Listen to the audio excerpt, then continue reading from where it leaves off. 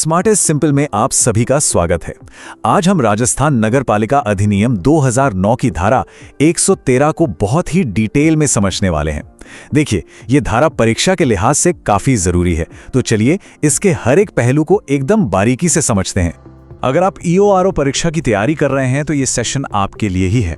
और जैसा कि आप जानते हैं, हम इस चैनल पे रोज सुबह 10 बजे, दोपहर 3 बजे और रात 8 बजे 3 नई धाराओं का विश्लेषण लाते हैं, साथ ही सुजस सार भी। तो चलिए बिना कोई वक्त बर्बाद किए सीधे धारा 113 के प्रावधानों को समझना शुरू करते हैं। सबसे पहले तो ये समझना जरूरी है कि आखिर इस धारा की जरूरत ही क्यों पड़ी, इसका असल मकसद क्या है। तो देखिए, इसका जो मूल उद्देश्य है वो है टैक्स असेसमेंट यानी कर निर्धारण में पूरी तरह से निष्पक्षता और सटीकता लाना। देखिए, होता क्या है ना कि कई बार नगर पालिकाओं के पास किसी संपत्ति का सही मूल्यांकन करने के लिए वो टेक्निकल एक्सपर्टीज नहीं होती, या फिर लोकल पॉलिटिक्स का दबाव इतना होता है कि कर तय करने में भेदभाव होने का डर बना रहता है। बस इन्हीं सब दिक्कतों को दूर करने के लिए ये धारा एक बाहरी एक्सपर्ट, एक बाहरी विशेषज्ञ की नियुक्ति का रास्ता बनाती है, ताकि वैल्यूएशन एकदम एक्यूरेट हो, कैलकुलेशन निष्पक्ष हो और पूरी प्रक्रिया पर राजनीति का कोई असर ना पड़े। चलिए अब इस कानून के सबसे मेन पॉइंट पर आते हैं।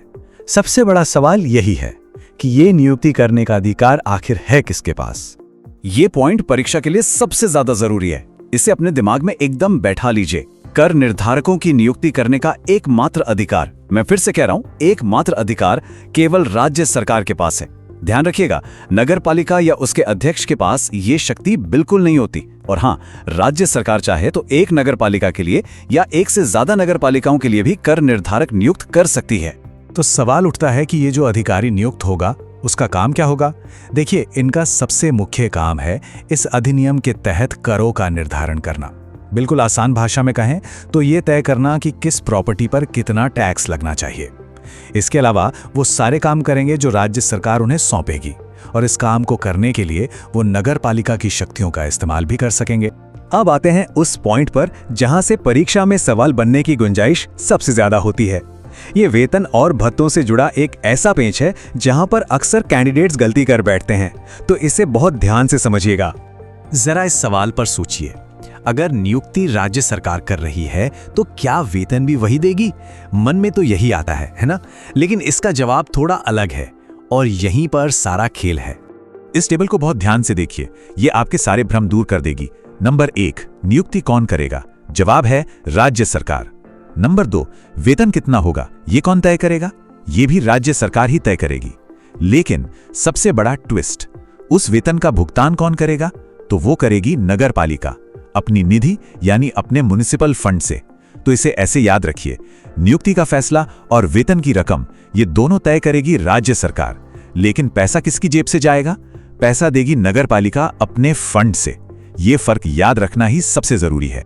एक और जरूरी सवाल मन में आता है कि भाई, जब ये बाहरी अधिकारी नियुक्त हो गया तो फिर नगर पालिका की अपनी शक्तियों का क्या होगा? कानून इस बारे में बिल्कुल साफ है। जैसे ही राज्य सरकार कर निर्धारक की नियुक्ति करती है, कर निर्धारण से जुड़ी नगरपालिका की जितनी भी शक्तियां और कर्तव्य हैं वो सब उस नियुक्त अधिकारी को ट्रांसफर हो जाते हैं, जैसा भी सरकार निर्देश दे। मतलब अब टैक्स असेसमेंट का A to Z सारा काम वही अधिकारी देखेगा। चलिए, परीक्षा में जाने से पहले एक फटाफट रिवीजन हो जाए। इस धारा के सभी मुख्य बिंदुओं को एक साथ देख लेते हैं ताकि सब कुछ दिमाग में बैठ जाए। मेरे साथ दोहराइए। नियुक्ति कौन करेगा? राज्य सरकार द्वारा। पद का नाम क्या है? कर निर्धारक। वेतन कौन देगा? नगर पालिका द्वारा। उद्देश्य क्या है? निष्पक्ष कर निर्धारण। और आखिरी में पूरा नियंत्रण किसका रहेगा? राज्य सरकार का। ये 5 पॉइंट्स इस पूरी धारा का निचोड़ हैं। अब जब हमने इस धारा को अच्छी तरह से समझ लिया है तो क्यों ना एक प्रैक्टिस क्वेश्चन के जरिए अपनी समझ को परखा जाए। तैयार हैं? सवाल आपकी स्क्रीन पर है। राजस्थान नगरपालिका अधिनियम 2009 की धारा 113 के संदर्भ में इन कथनों पर विचार कीजिए। 1, करों के उचित निर्धारण हेतु कर निर्धारकों की नियुक्ति करने की अनन्य शक्ति संबंधित नगरपालिका के अध्यक्ष के पास है। 2, कर निर्धारकों के वेतन और भत्तों का निर्धारण राज्य सरकार द्वारा किया जाता है, किंतु इनका भुगतान नगरपालिका द्वारा अपनी निधि से किया जाना अनिवार्य है। 3, नियुक्त किए गए कर निर्धारक कर निर्धारण के संबंध में उन शक्तियों का प्रयोग करते हैं जो इस अधिनियम के अधीन नगरपालिका को प्रदत्त हैं। तो उपर्युक्त कथनों में से कौन सा या कौन से कथन सही हैं? ए केवल 2, बी केवल 1 और 3, सी केवल 2 और 3, डी 1, 2 और 3। इसका सही उत्तर है सी, केवल 2 और 3। अब देखिए, पहला कथन गलत क्यों है? क्योंकि हमने अभी अभी पढ़ा कि नियुक्ति की शक्ति राज्य सरकार के पास है, न कि नगर पालिका अध्यक्ष के पास। बस यही वो छोटी सी बात है जिस पर ध्यान देना है। कथन 2 और 3 तो बिल्कुल सही हैं। ईमानदारी से बताइएगा आपका जवाब क्या था। हमें नीचे कमेंट्स में जरूर बताइए कि आपने सही उत्तर दिया या नहीं। इससे आपकी तैयारी का आपको खुद भी अंदाजा लगेगा। अगर इस विश्लेषण से आपको धारा 113 को गहराई से समझने में वाकई मदद मिली, तो इस मेहनत के लिए एक लाइक और शेयर तो बनता है। और हाँ, आगे के ऐसे ही डिटेल्ड विश्लेषण के लिए स्मार्टेस्ट सिंपल को सब्सक्राइब करना बिल्कुल मत भूलिएगा। खास तौर पर इसे उन सभी दोस्तों और साथियों के साथ जरूर शेयर करें जो आप ही की तरह ईओआरओ परीक्षा की तैयारी में दिन रात एक किए हुए हैं। याद रखिए, ज्ञान बांटने से हमेशा बढ़ता है। हमारे चैनल की प्लेलिस्ट में आपको अगली धारा का विश्लेषण भी मिल जाएगा। हम सभी महत्वपूर्ण धाराओं को एक एक करके कवर कर रहे हैं।